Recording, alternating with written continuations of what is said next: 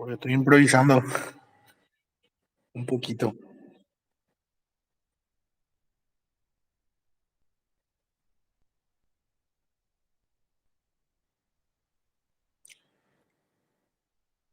Bien, arrancamos entonces con los estudios. ¿Está grabando? Buenísimo. Vamos a arrancar con los diseños de n pequeña o n igual a uno. Y bueno, tenemos acá la investigación con n pequeña, que son aquellas investigaciones que tienen algunas muestras muy pequeñas, ¿sí? Eh, Se llama n igual a uno, pero no necesariamente tiene que ser n igual a uno, ¿verdad? O sea, la muestra una sola persona, sino que se refiere más que nada a pequeñas cantidades de participantes dentro del estudio, ¿verdad? Pueden ser 5, pueden ser 6, pueden ser 10. En los últimos años, la investigación con muestras pequeñas ha servido para analizar una u otra forma de condicionamiento operante. El principal psicólogo representante de esta tendencia fue Skinner. Entonces, dentro de lo que es psicología clínica hoy en día, nosotros podemos o se pueden llegar a utilizar estos diseños para poder comprobar la eficacia de algunos tratamientos. Fíjense que si nosotros queremos probar la eficacia de algún tratamiento, qué sé yo, contra la depresión o contra la ansiedad, o algunos entrenamientos en habilidades sociales, ¿verdad? Entre otras cosas, y llegamos a utilizar los diseños anteriores, vamos a necesitar una muestra de participantes un poco grande, un poco amplia, ¿verdad? Entonces imagínense llevar esa terapia o ese tratamiento, por lo menos 10 a 15 sesiones con cada uno de esos participantes, o con cada uno de los participantes de una N grande, de una N o de un tamaño muestral grande, ¿verdad? Eso, además de ser muy costoso y llevar un montón de tiempo, puede generar también otros sesgos o puede generar también este, abandono por parte de los participantes. Entonces, ahí es donde la N o los diseños de N pequeña de N igual a uno, ¿verdad? Cumplen un papel bastante importante, ¿verdad? Entre las ventajas metodológicas de los diseños de N pequeña se cuenta la posibilidad de realizar investigaciones experimentales con pocos sujetos o con uno solo, y la posibilidad de estudiar el comportamiento de los mismos en forma individual durante el largo lapso de tiempo, porque esa es una ventaja también que tiene. Si bien podemos ver la eficacia del tratamiento o de la terapia, este, en general, nosotros también podemos llegar a ver los cambios que ocurren individualmente, el cambio de comportamiento de cada uno de los sujetos. Como son poquitos, analizarlos va a ser relativamente fácil, ¿verdad? Imagínense que tengamos que ver de 100 o de 200, de 200 participantes, uno a uno el cambio de comportamiento. Va a ser bastante tedioso. Entonces, si tenemos pocos participantes o uno solo, podemos analizar de manera individual cada uno de los cambios que ocurrieron dentro de la investigación, ¿verdad? La investigación con muestras pequeñas se realiza en forma de estudio de casos o en forma cuasi experimental. Y estos son los diseños de N pequeña. Tenemos el diseño AB, donde A sería la línea de base y B sería el tratamiento. Eso creo que tenemos,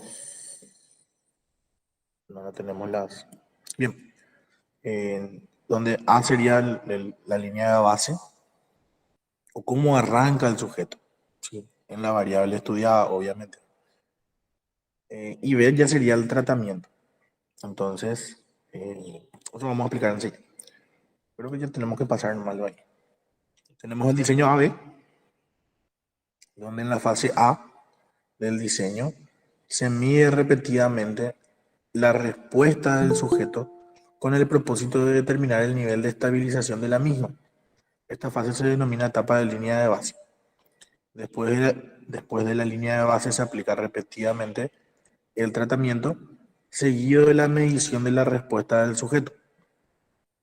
La fase de tratamiento se continúa hasta que se haya definido apropiadamente el efecto general del tratamiento.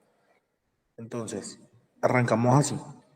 Tenemos nosotros nuestra línea de base, que serían las mediciones que vamos a tener nosotros antes del tratamiento, como para comprobar en qué nivel arranca o en qué nivel empieza nuestro participante, ¿verdad?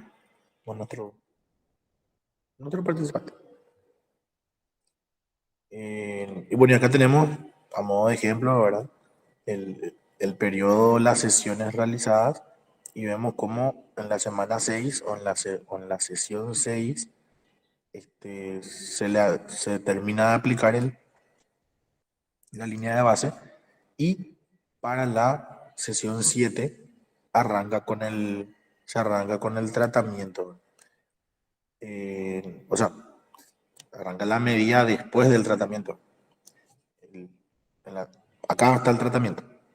Y luego la continuación, y ahí se realizan todas las mediciones como para ver este, qué cambios hubo en otra variable medida. Ese sería el diseño AVE, el primer diseño. Tenemos uno, 2, 3, 4, 5, 6 diseños.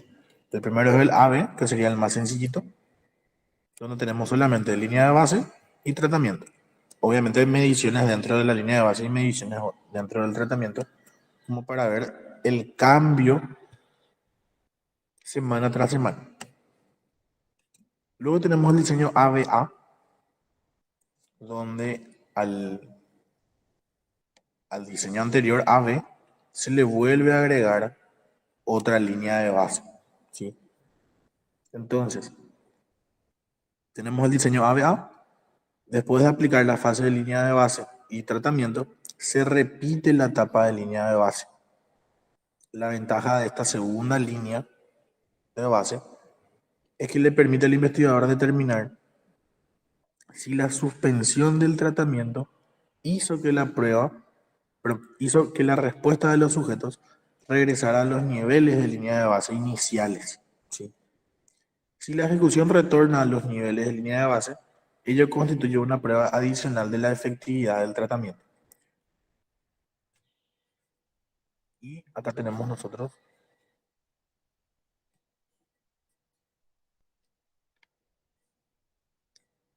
el gráfico, ¿sí?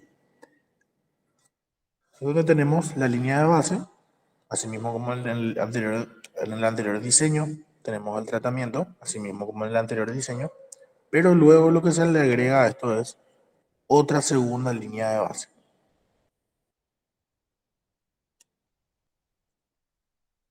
En esta otra segunda línea de base, como vimos recién, nos importaría dos cosas, ¿verdad? Dos cuestiones. Nos importaría saber qué sucede semanas después de nuestro tratamiento, o sea, de que suspendamos nosotros el tratamiento. El sujeto sigue con las mismas tendencias de los niveles, ¿sí? La misma tendencia de sus puntuaciones, o si el sujeto vuelve a su línea de base original, ¿verdad? Si vuelve a tener esas mismas puntuaciones que obtuvo en las primeras o durante las primeras sesiones. Y eso es lo que, o sea, esa es la importancia que tiene este diseño ABA. Porque con eso nosotros vamos a comprobar si el tratamiento debe ser, o sea, si luego de aplicar el tratamiento, nosotros necesitamos reforzar ese mismo tratamiento o esa misma conducta como para que los niveles sigan bajos, en el caso de la depresión o en el caso de la ansiedad. Eh, ¿Y qué necesitamos nosotros para que eso continúe, ¿verdad? Porque sabemos que si el tratamiento, todos los niveles vuelven a subir o tienen esa tendencia a volver a subir. Entonces ahí está el beneficio de este otro diseño. Luego tenemos el diseño AB, donde lo que sucede es que se repite el diseño AB dos veces, ¿verdad?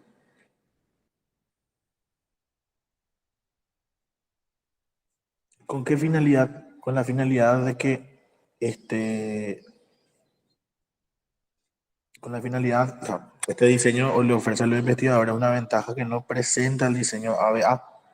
En efecto, el diseño ABA-B deja a los sujetos bajo la influencia del tratamiento al concluir el procedimiento investigativo.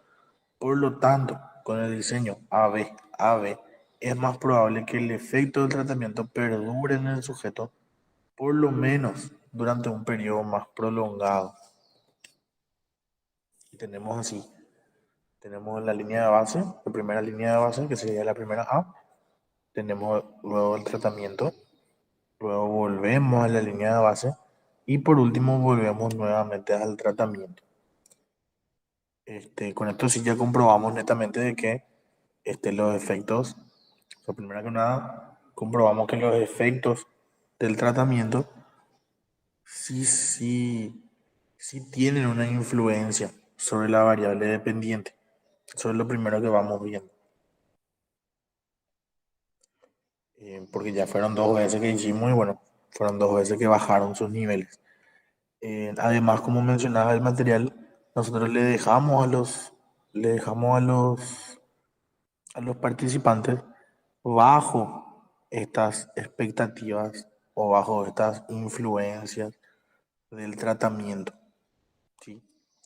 En el anterior nosotros le dejamos la línea de base y ahora volvemos a aplicar el tratamiento y bueno, concluimos nuestro estudio, pero dejándole a ellos bajo esta influencia del tratamiento. O sea, le dejamos con niveles bajos. En el ejemplo de la depresión o en el ejemplo de la ansiedad, vamos a dejarle a ellos que se retiren. O bueno, una vez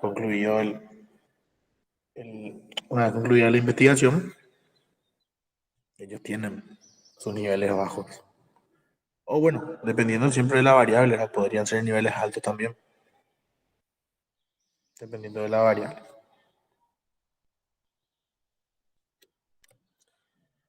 Eh,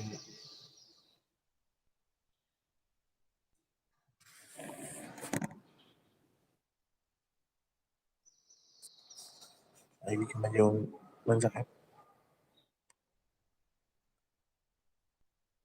Si la línea de base está baja igual, si le quitas el tratamiento, quiere decir que otra cosa influye. No necesariamente, no necesariamente influye otra cosa, eh, pero eso implicaría que tu primer tratamiento ya fue suficiente como para, para ayudarle, ¿verdad? O sea, ya perdura esa influencia del tratamiento. Esto también podría ser. De hecho, que eso sería lo ideal, ¿verdad? Entonces, qué sé yo, se les aplica, por ejemplo, los entrenamientos de habilidades sociales. En este caso serían niveles altos, ¿verdad? En este caso tendríamos al revés. Si teníamos al principio del tratamiento tendríamos niveles bajos en habilidades sociales, luego haríamos nosotros el entrenamiento en habilidades sociales, eso haría que esto suban, ¿sí? Que suban los niveles de habilidades sociales. Luego, ya terminó el entrenamiento, ya no hacemos nada, volvemos a la línea de base y en el caso que menciona la compañera, que estos niveles sigan altos. Entonces eso nos puede dar indicios de que nuestros entrenamientos en habilidades sociales son muy buenos, ¿sí? y ya no es necesario que nosotros vayamos repitiendo cada tanto esas técnicas, esas estrategias. Eh, Eso podría ser, o sea, no necesariamente es por otra cosa, por otro factor, por otra variable. Y bien, se supone que si la línea de base sigue alto, bueno, ya ni va a ser necesario volver a aplicar el tratamiento nuevamente, ¿verdad? Pero se puede volver a hacer como para reforzar las, las habilidades, ¿verdad? En este caso. Bien, el siguiente diseño, tenemos el diseño ABCB. En el diseño ABCB, el tratamiento C es un procedimiento adicional que los investigadores pueden utilizar para controlar las variables extrañas. Por ejemplo, se puede utilizar un procedimiento de control de reforzamiento no contingente para demostrar que el efecto del reforzamiento no se ha debido simplemente a la tensión asociada con el tratamiento dado al sujeto. Una diferencia bien definida entre las condiciones de reforzamiento contingente y no contingente indica que el efecto se debe al reforzamiento. Eh, un ejemplo del diseño ABCB de Miller y colaboradores tomaron inicialmente una serie de medidas de línea de base, o sea, la A, de la concentración de alcohol en la sangre de un alcohólico de 48 años.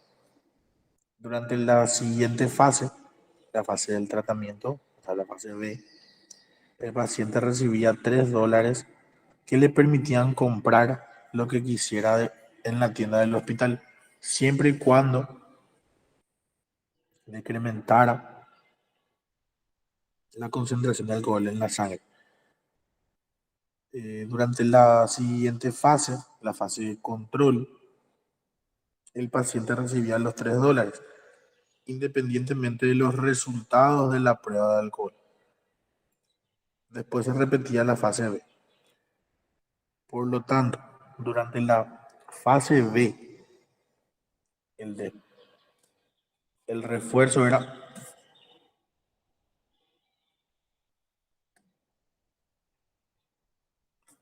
el refuerzo era contingente con los resultados de la prueba, y durante la fase C el refuerzo no era contingente con los resultados de la misma. En general, la concentración de alcohol en la sangre era mucho mayor durante la línea de base que durante las siguientes tres fases. Y en la fase C, el promedio de concentración de alcohol en la sangre fue más elevado que en cualquiera de las otras fases. Eh, Bien, bueno, básicamente lo que se hace es se agrega no un tratamiento, ¿verdad? Pero se agrega eh, alguna otra, alguna otra medida que no esté, o sea, que no permita o que no debería de influir en el cambio de conducta de de los pacientes, ¿verdad? Por eso menciona que en la fase A se hacen las medidas de alcohol en sangre, ¿sí? En la fase B, que sería la fase del tratamiento, es donde el paciente recibía $3 cada vez que, eh, cada vez que bajaba su concentración de alcohol en sangre. Sí, eso en la fase B, la fase de tratamiento. Pero luego en la fase de control, o sea, en la fase C, el paciente recibía los $3 independientemente de los resultados de la prueba de alcohol. O sea, ya no necesariamente recibía solamente que bajaban sus niveles de alcohol en sangre, sino que él recibía, aunque se mantuviera igual, o también recibía en el caso de que, qué sé yo, subía o subiese su, su nivel de alcohol en sangre. Igual él recibía los $3. Eh, entonces recibía los $3 independientemente de los resultados de la prueba de alcohol. Después se repetía la fase B, o sea, después se repetía otra vez el tratamiento. Por lo tanto, durante la fase B, el refuerzo era contingente con los resultados. Claro, bajaban sus niveles sus niveles de alcohol en sangre y ahí él recibía como premio, ¿verdad? O como refuerzo, mejor dicho, o más técnicamente dicho, recibía como refuerzo los $3. Solamente ahí, sí. Entonces sí eran contingentes el refuerzo con con el tratamiento en sí, ¿verdad?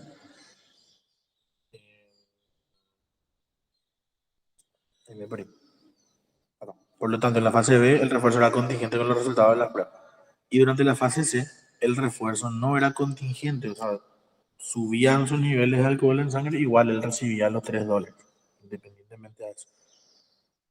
En general, la concentración de alcohol en la sangre era mucho mayor durante la línea de base que durante las siguientes tres fases. O sea, en el nivel A,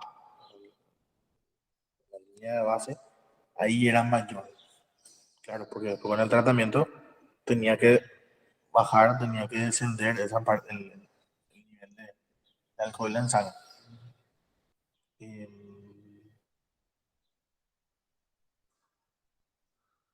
Era mucho mayor la línea de base que durante las siguientes tres fases. Y en la fase C, el promedio de concentración de alcohol en sangre fue más elevado que en cualquiera de las fases B. Claro, porque acá no se recibía ningún tratamiento. ¿Sí? Acá lo único que se hacía era recibir $3. Se recibían $3, independientemente a todo. Entonces, nosotros qué comprobamos con esto, que únicamente en el tratamiento había niveles bajos.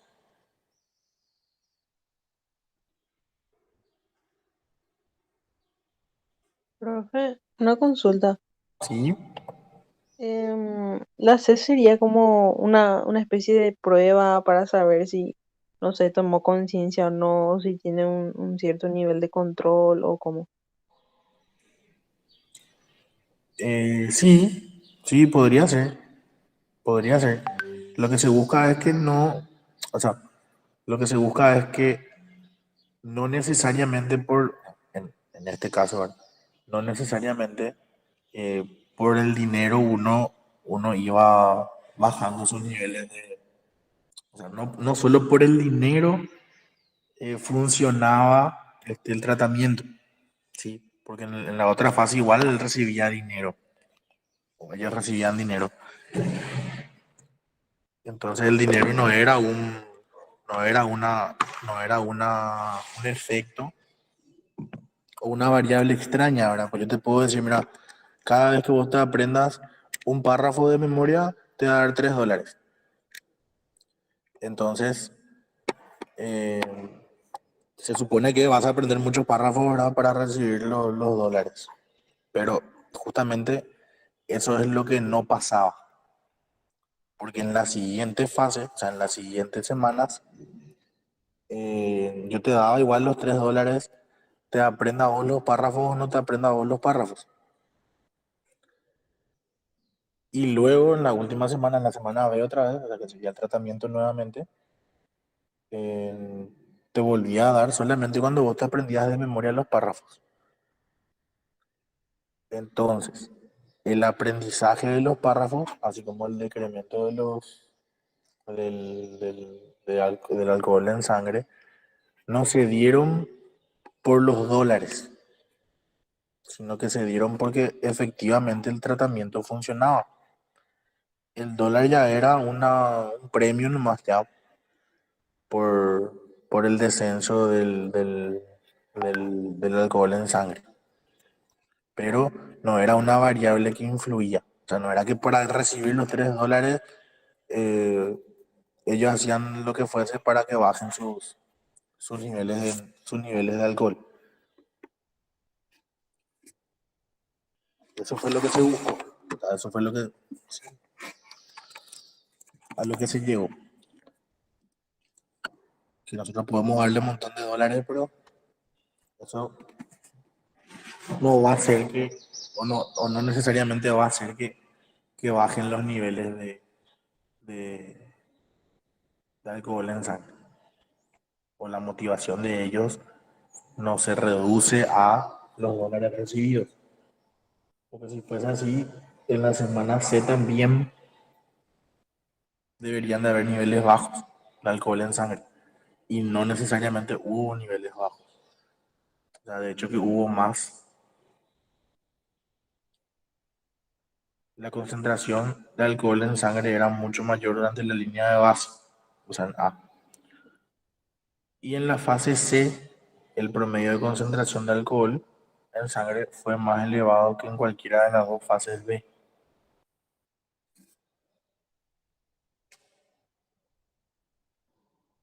Bien,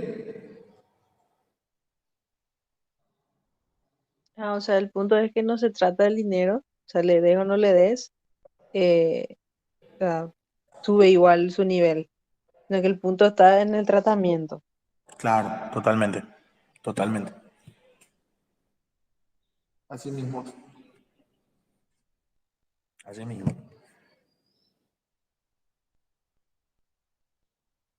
Bien.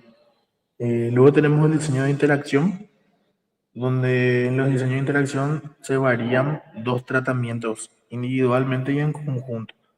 Por lo tanto, los diseños de interacción permiten a los investigadores estudiar los efectos de dos tratamientos y su interacción. Entonces acá tenemos nosotros el, el gráfico de una.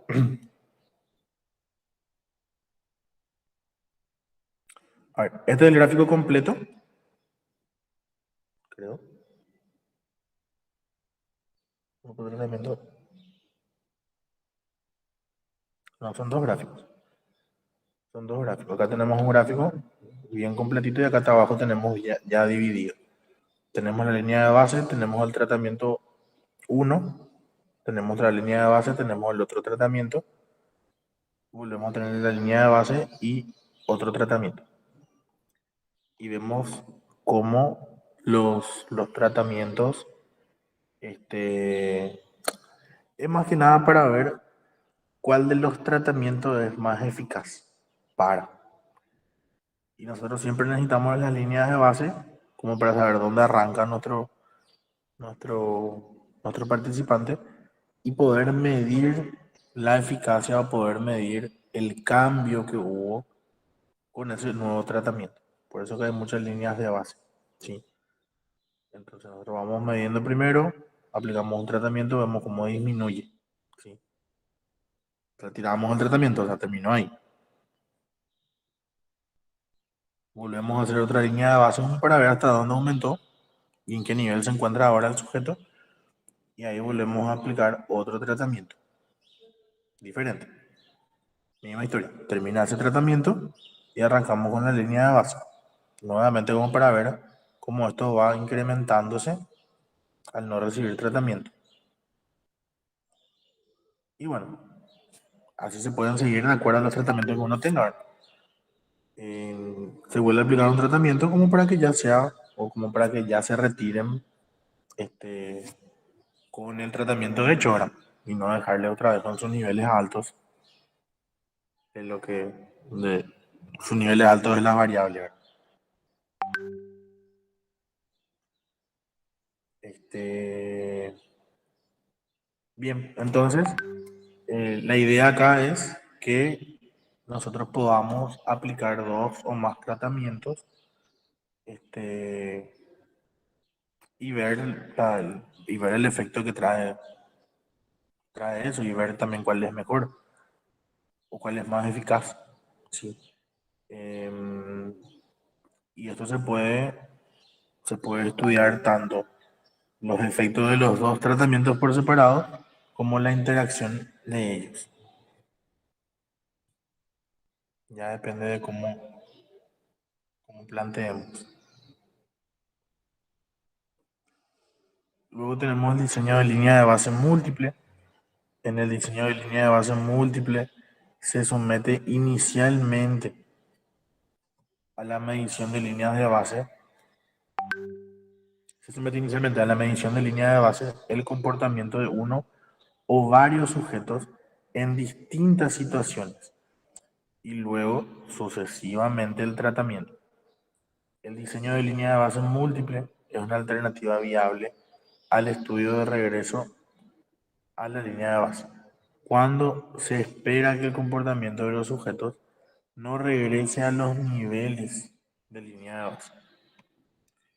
Bien, y acá lo que se hace es, se estudian tres tipos, o sea, se estudia un comportamiento,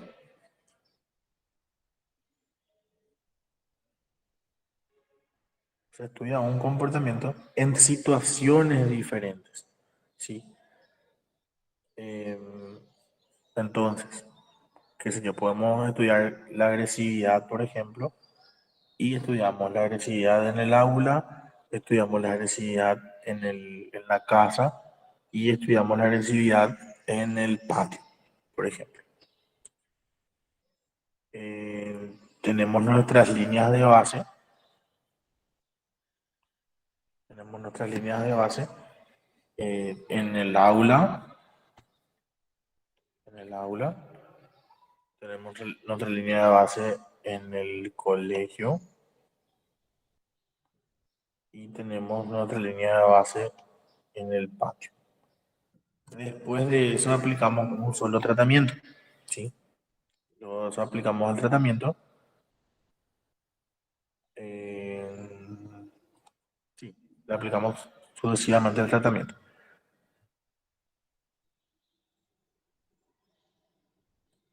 Bien, aplicamos el tratamiento y vemos qué cambios ocurrieron dentro de de cada contexto. Vemos el cambio que hubo en el colegio, vemos en el patio y vemos también en la casa. O sea, en el aula, en el patio y en la casa. Y vemos qué pasó con su nivel de agresividad. Bueno, en este caso está de abajo para arriba, así que esto puede ser, qué sé yo, habilidades sociales. Entonces tenemos niveles bajos de habilidades sociales, luego se aplicó el tratamiento y ahí se hacen las mediciones para ver si aumentaron los niveles de habilidades sociales, ¿verdad?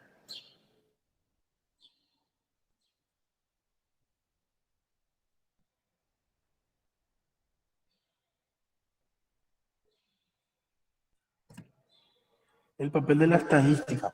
Los investigadores en estudios con muestras pequeñas hacen menos uso de la estadística que los investigadores de los estudios con n grande.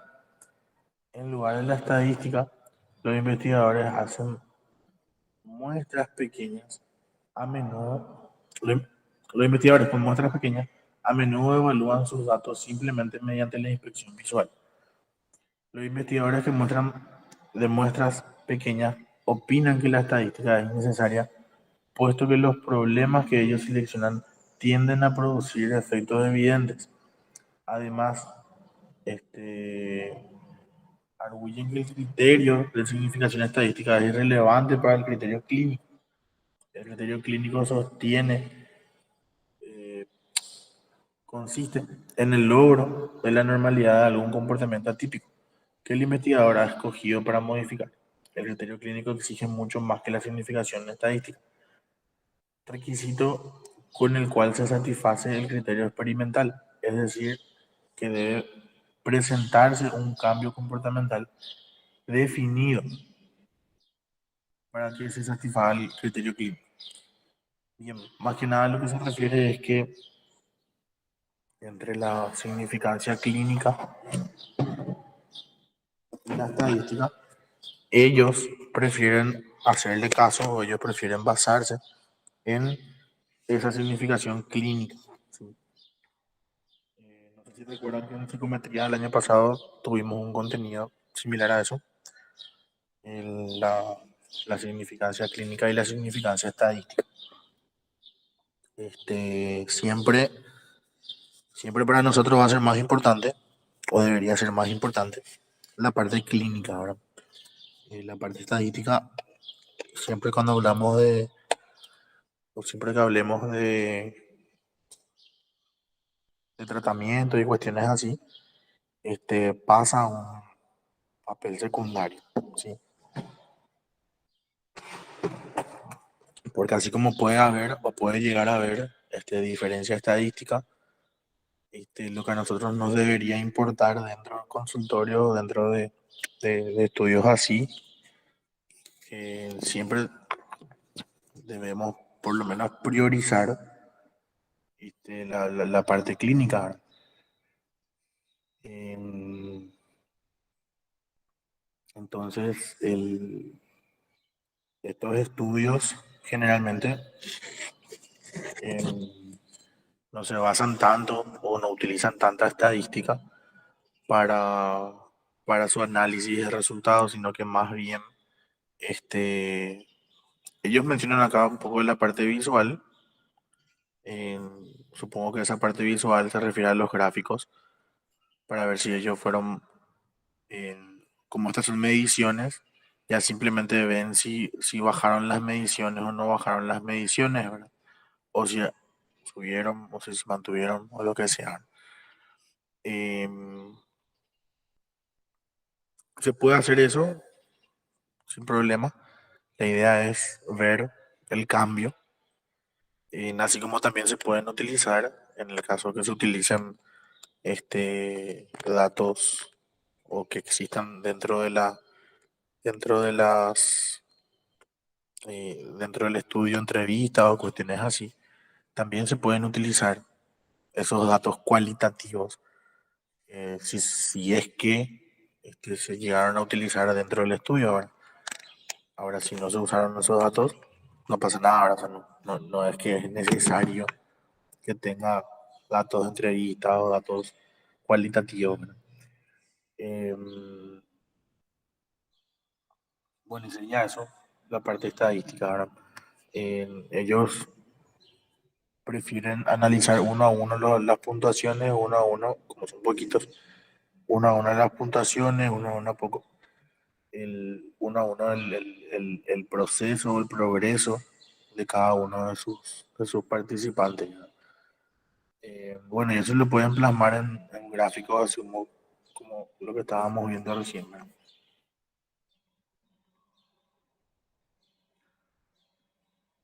Los críticos afirman que la sola inspección visual de los resultados presenta un riesgo de que estos sean interpretados subjetivamente. En cambio, los procedimientos estadísticos ayudan a sustentar la objetividad del estudio y permiten diferenciar los resultados observados a lo largo de las fases, en particular cuando las diferencias entre estas no son muy evidentes.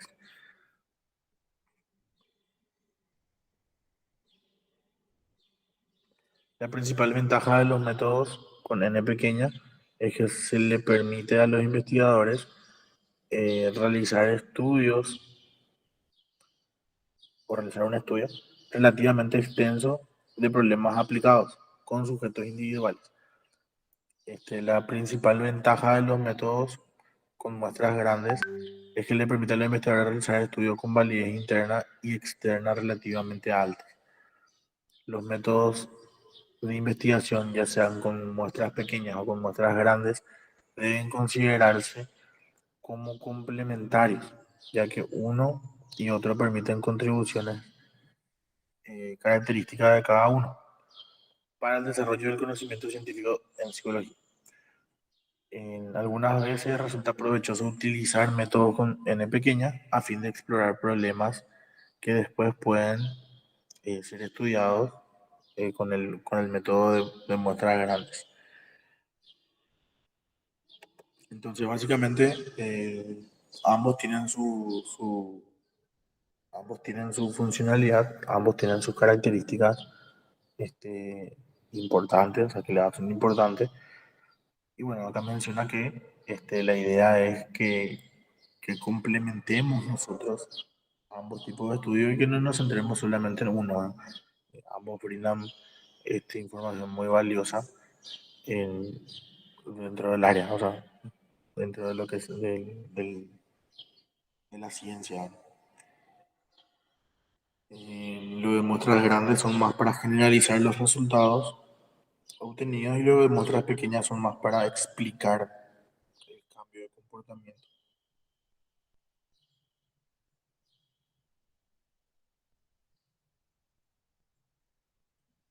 Bien, con esto nosotros terminamos la parte de los diseños.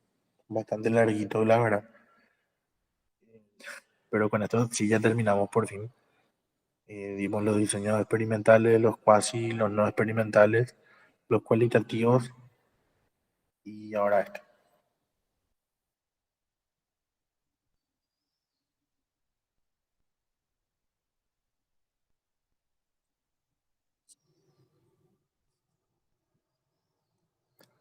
Bien, ¿qué tal? ¿Qué opinan? ¿Preguntas?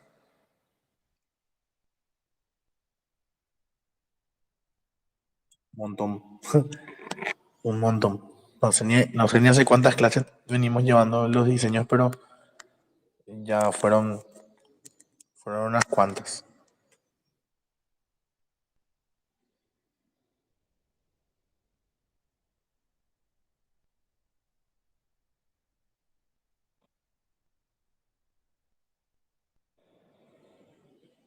Eh, sí, creo que sí. Habría que inventar.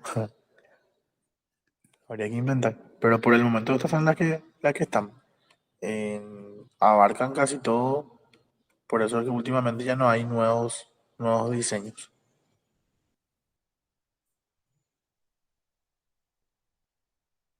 Pero sí, o sea, en cualquier momento puede surgir un nuevo diseño.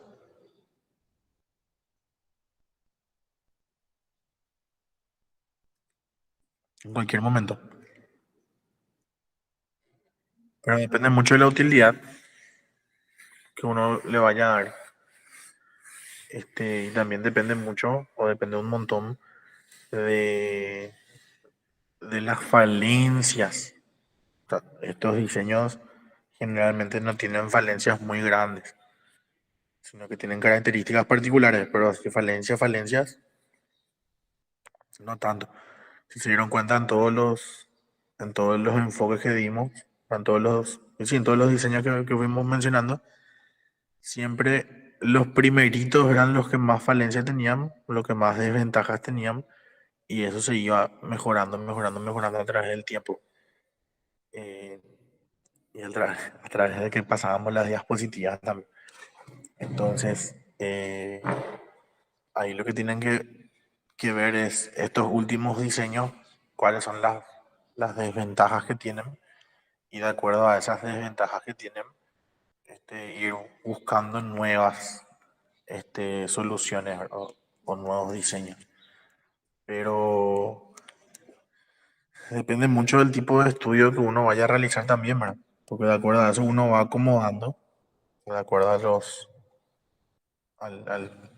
al estudio que realice, uno se va acomodando con sus diseños. Entonces, por el momento yo no le veo tan factible que se hagan nuevos diseños.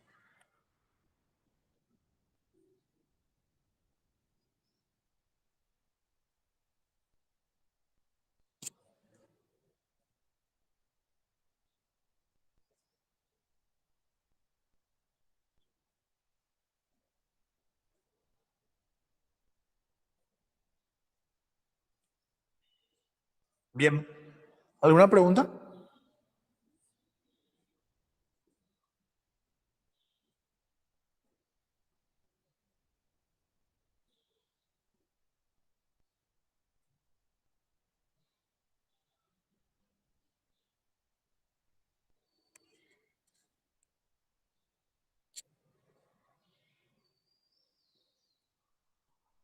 Por mi parte, todo bien.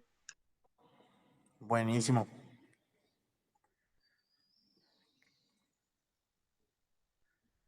Buenísimo. ¿Qué vamos haciendo, entonces, chicos?